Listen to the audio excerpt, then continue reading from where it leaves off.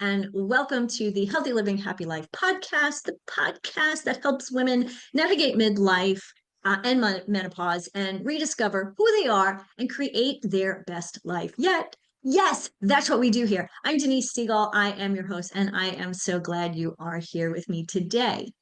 So let me ask you something. I'm just going to just jump right in today. Do you ever feel like you're constantly being pushed to do things that you don't even really want to do? You say yes out of obligation, especially when there are parts of you that are screaming, no, I don't really want to do this.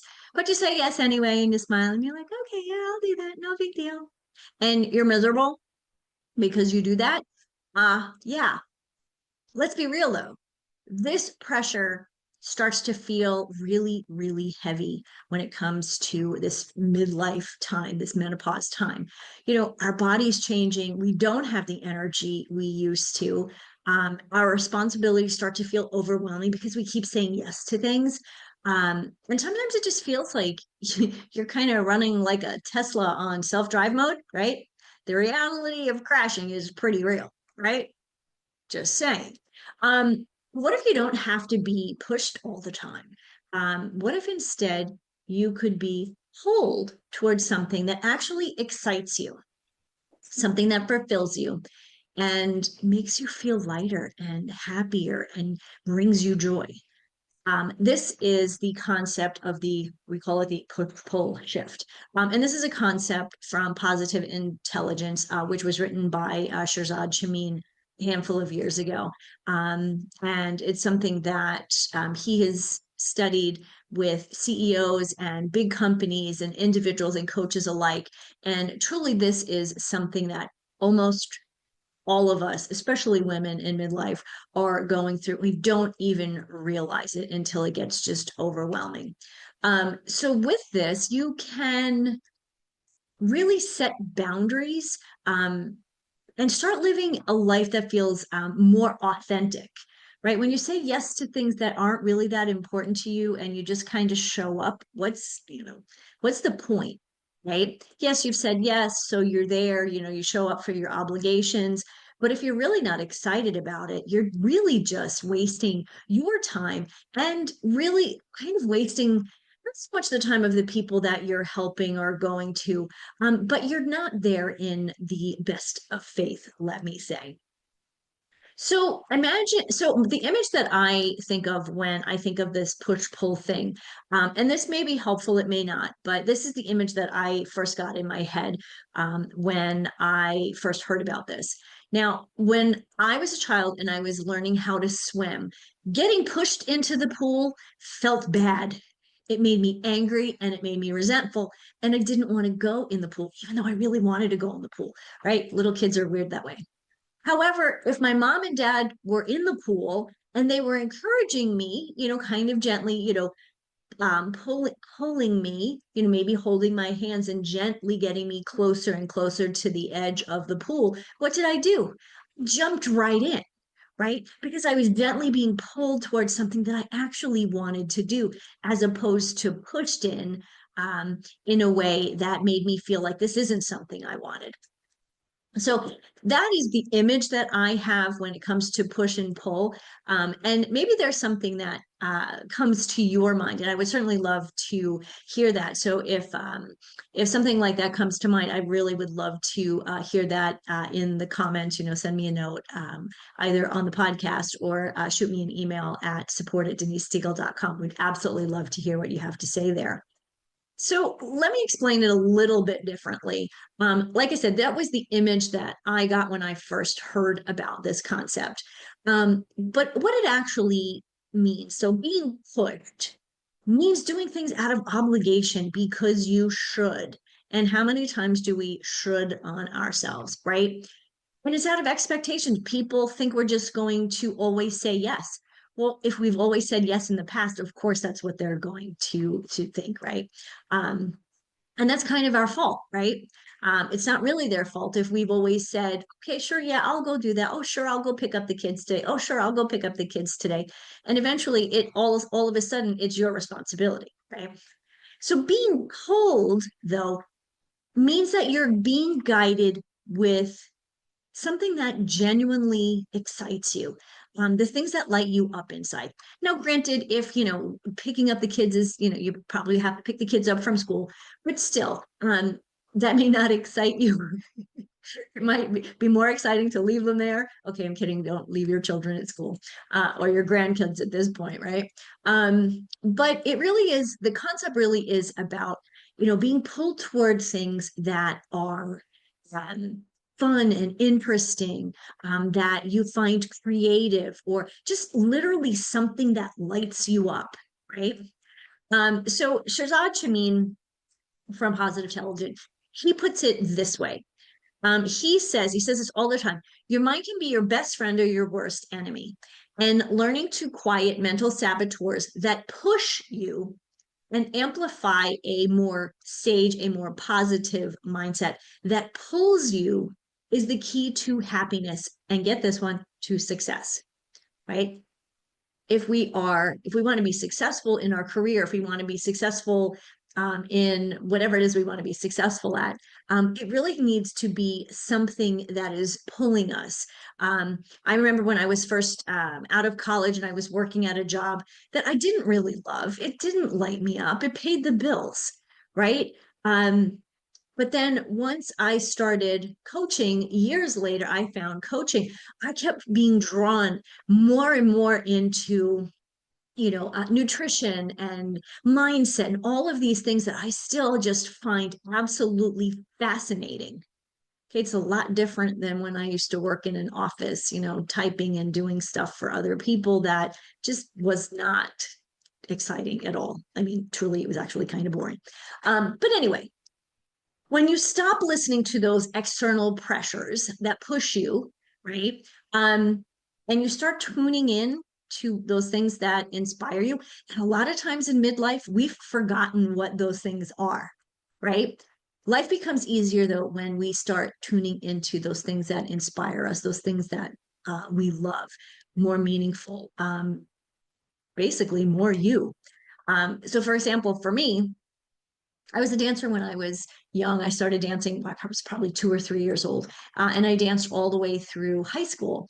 And then I went to college. I was on the fencing team and I did some other stuff and I got busy. And then life happened, right? Well, one of the things that I love to do is dance. I haven't danced in years. Yeah, at a wedding here and there, or a party, whatever. But what I started to do is on days where I'm home and maybe I'm making lunch or maybe I'm making dinner, turn on some music, and I'm dancing around the kitchen. And, oh my gosh, I feel like myself, like I haven't felt in years. It's really, really exciting. I'll probably look really ridiculous, but that's okay.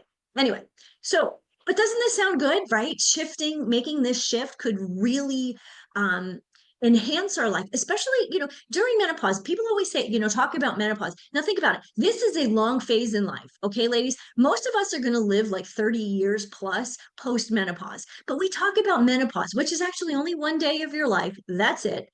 Menopause is like a long phase. Starts with perimenopause, in your, we'll just say 40s. For some people, it does start in their mid 30s, right? That's a long time. And so it goes till you have that one anniversary, no menses for 12 months. Then that's your menopause day. And then you're postmenopausal. Well, guess what? At 50, I'm 53. I'm 3 years postmenopausal. Um, my life expectancy at this time is at least 85. That's another 32 years that I'm going to live. So you bet your bottom dollar that I want to live a life that excites me, right? You too? Yeah, I know, I can hear you. So, you know, menopause is just so much more than all of the physical symptoms. And there's a litany of them, right, ladies? But it really is a huge emotional transition too. And I don't think we really understand that until we're kind of in the thick of it. And our partners really have no idea. So this is something you really should talk to them about. But what I find, it's really a time of rediscovery. Now, if you're in your 50s, say, kids are probably in high school, maybe in college, or getting ready to go to college. You have a little bit more time for you, right? But what happens, and this is what I work on with many of my clients, is I kind of feel stuck. maybe they've had a career, maybe they've been a stay-at-home mom, maybe they've done a little of both. But they've been kind of going through the motions. And these routines that they did, now granted, it was because the kids were young and they had to do all these things for the kids and, grow the family and all that fun stuff, right? You kind of, once you have a kid, you kind of have to do that. Right? But at some point, it's not fulfilling anymore. The kids are off doing their own things, right? They may not even come home for dinner anymore because they're involved in school activities or whatever. And if they're away at college, guess what? They're only coming home a couple times a year. So, you may be stuck in some of these routines. Maybe you're even still stuck in obligations, even though the kids aren't around anymore. You're still on the PTA. Okay. If your kids aren't in school anymore, you don't need to be on the PTA. You may love it. No, you don't. Right? That's the problem. You say oh yeah, but I've done it forever. But is it really serving you? So what we find is women kind of get stuck in this version of themselves that's no longer them. That was them when they were in their 30s, maybe their early 40s. And now that we're in our 50s, 60s plus, right? We're somebody else, right? I always say every 10 years, you're a little bit different.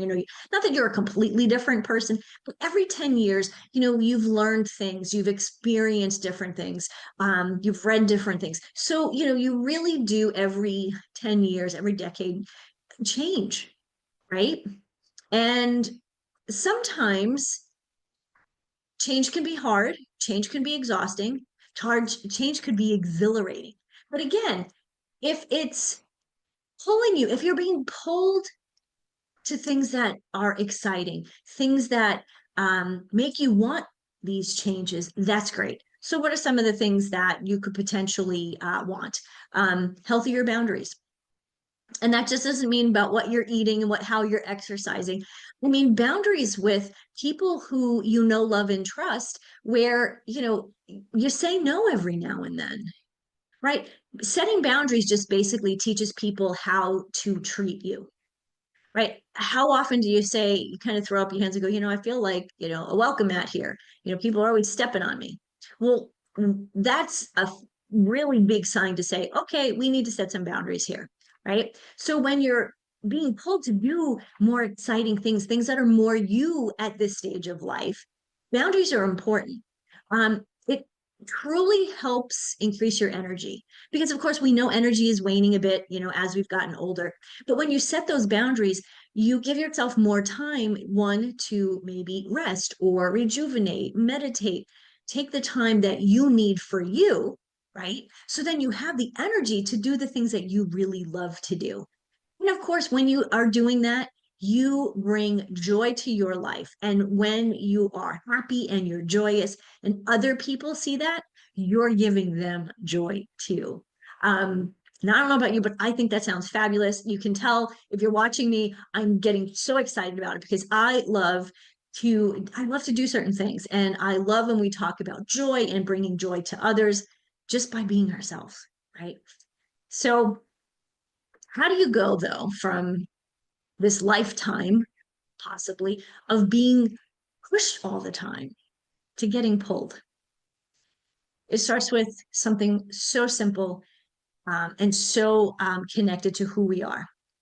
That is our core values. Now, I know we talk about those quite frequently because if we don't know what our core values are, if we don't know what's important to us, then how can we how can we get pulled in a direction if we don't know what direction we should be getting pulled into? Because then we end up still in that cycle of getting pushed to do things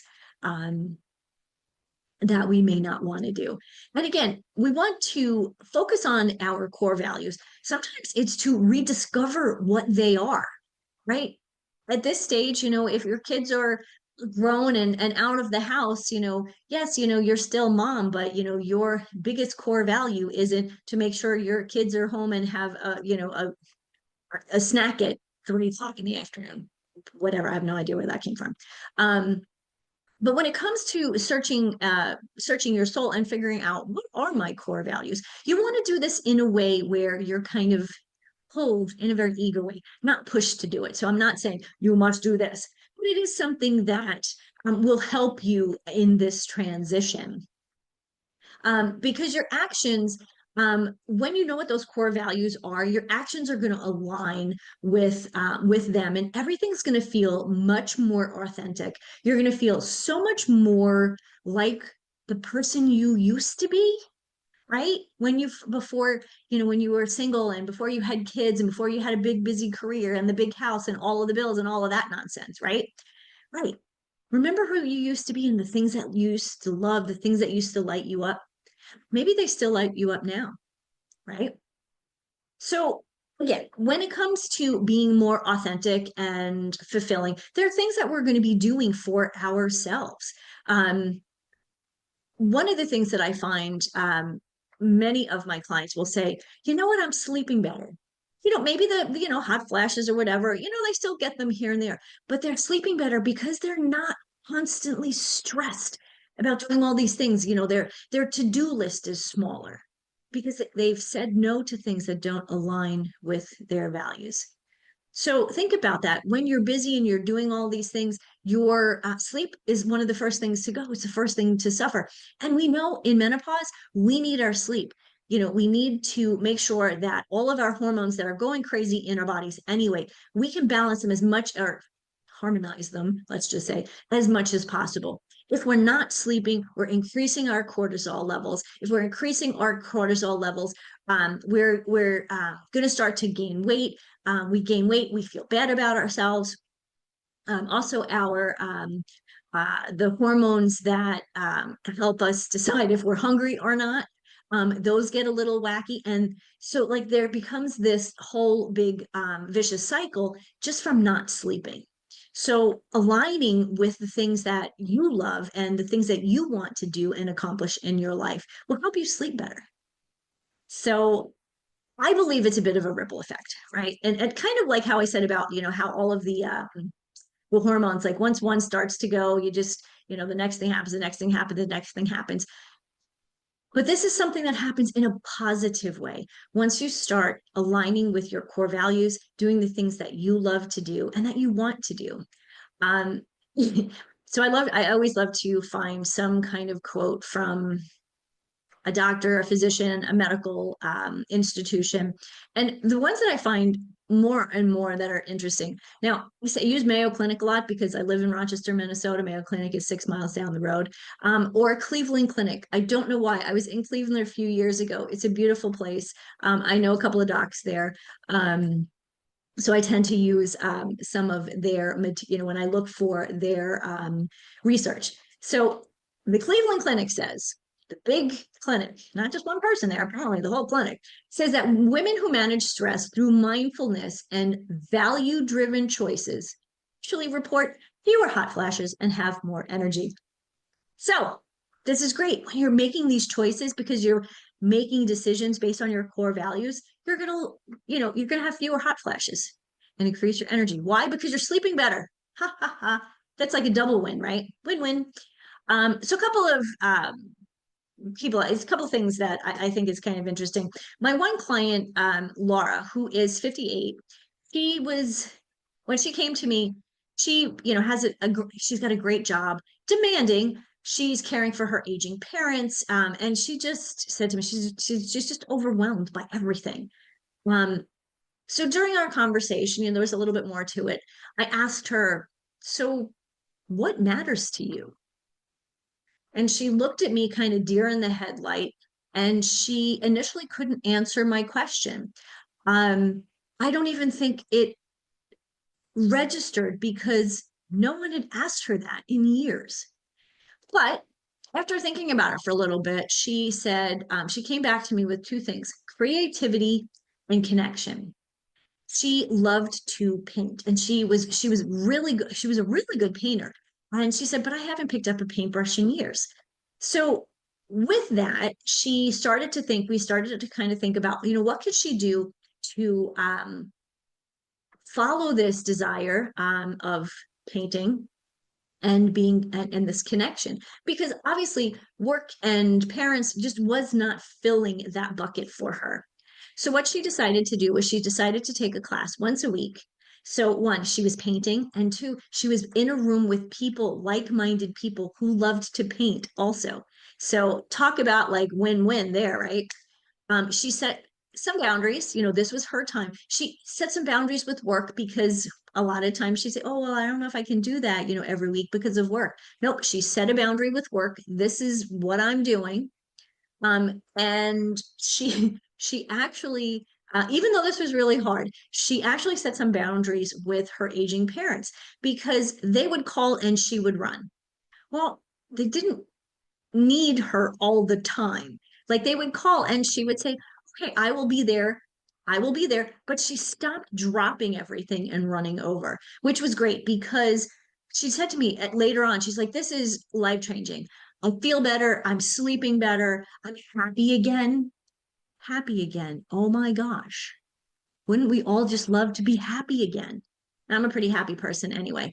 But there are definitely times in my life where I was not really happy when I was working in jobs that did not light me up, right? Living in a place that kind of was like, it was okay, right? So the power of focusing on what pulls you is astounding. Push pull, let's just, I'm just going to give you a couple of other examples where this can affect your life. So, like I mentioned with Laura, work, right?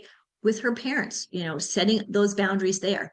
But think about this. How many times do you say yes to a social event, even though you're tired, and even though it's really not something that you're that interested in? I was recently invited to an event at the library. And it's a very nice library. I have a friend who works there. But I don't have children, right? So a lot of the things that they do at the library are for kids. So it's just not something that makes sense for me. But initially I thought, oh, well, that would be nice. It'd be a nice evening out. And, but it didn't align with my core values and the things that drove me, right? That were pulling me. So I said, thank you for the invitation, but I'm not going to be able to make it. That's it.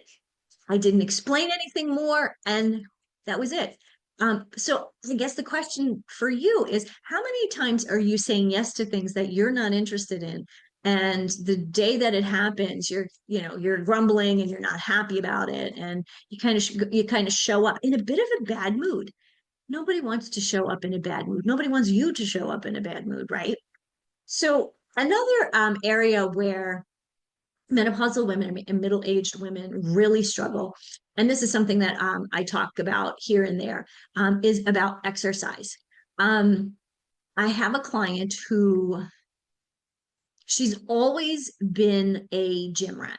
Okay. She loves going to the gym. I personally hate going to the gym. I have a gym in my house for a reason, and I love to run outside for a reason.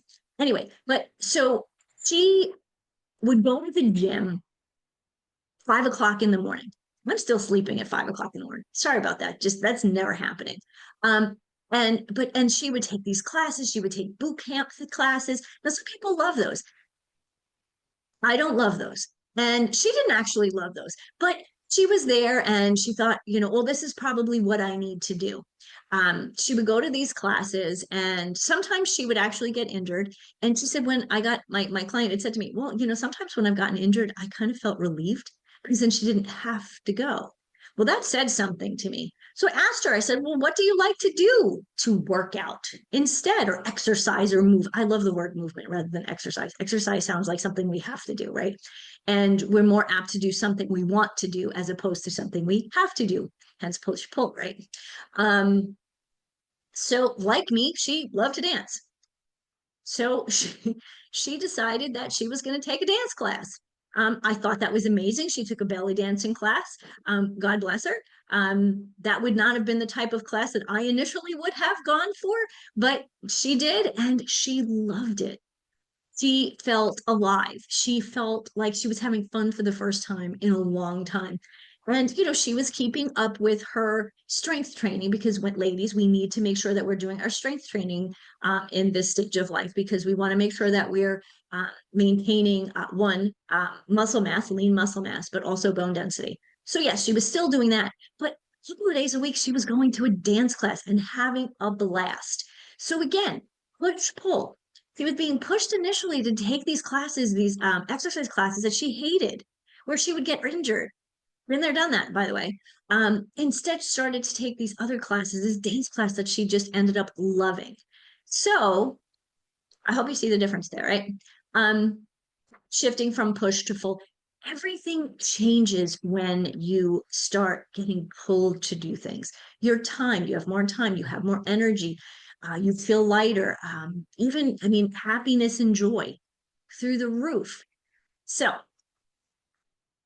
when it comes to menopause, we often think, oh, this is, the rest of my life or the end of my life, the end of my, like I said, I mean, I'm going to be at least 32 more years post menopause. So menopause is not an end. Yes, it's an end of a phase of our lives, but it's the beginning of something new and exciting, something that you can create by being pulled to the things that you love.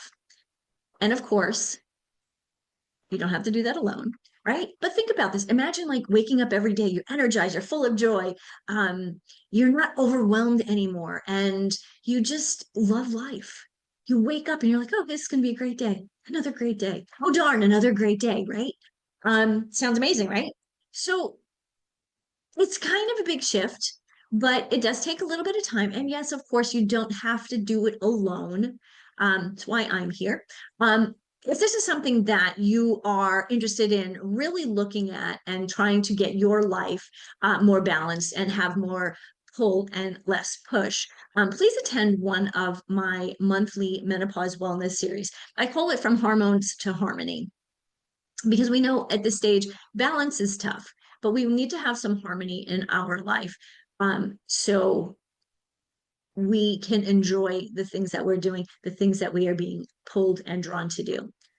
So in the Menopause Wellness Series, we cut through the myths, the BS, when it comes to menopause, and we focus on actually what works, what's true, and we have a conversation. Sure, I do a little bit of teaching, but then we open it up and we ask questions. No question is silly, too big, too small. If I don't have an answer right then and there, I will go find an answer and get back to a person, because this is what I do. It's what I love. It is what I'm passionate about. I'm passionate about helping you live your best life. Along with all of this information, we are going to laugh, because yes, humor is definitely part of the healing process or the moving forward process. So please join us, or join me. It's usually the first week of the month. But if you're looking for more personalized attention, of course, please feel free to schedule a strategy call with me. Links to both will be in the show notes. And truly, let's figure out how to get you from being pushed to everything to feeling pulled toward a life that truly lights you up. Thank you for listening, everyone. I'm Denise Stegall. If you've enjoyed this episode, please be sure to subscribe, leave me a review, and share it with a friend who needs to hear this. Until next time, I leave you with this: healthy living, happy life.